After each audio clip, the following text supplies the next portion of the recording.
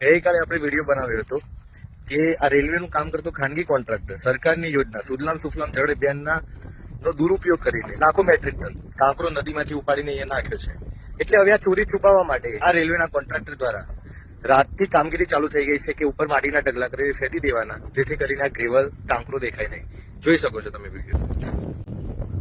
આ રીતે માટી નાખીને ફેંકી નાખવાની બંને બાજુ. એટલે કાંકરો જે ગ્રેવલ નદીનું મટીરિયલ નાખ્યું છે અહીંથી પાલનપુર 6-7 કિલોમીટર સુધી, અહીંથી 2-3 કિલોમીટર સુધી આમ બામણવાડ તરફ એ ના દેખાય. તમે જોઈ શકો છો ત્યાં પણ એ જ કામગીરી ચાલુ છે. બસ આપણે સાચી રજૂઆત કરીએ છીએ, ઉચ્ચ કક્ષા સુધી રજૂઆત કરવાનો છે. બસ આશા એ છે તંત્ર જોડે અને ઉચ્ચ કક્ષાના અધિકારીઓ કે આની તટસ્થ તપાસ થાય અને ખોટી આ ખનીજ ચોરી ના છે અને સરકારી તિજોરીને નુકસાન ના થાય.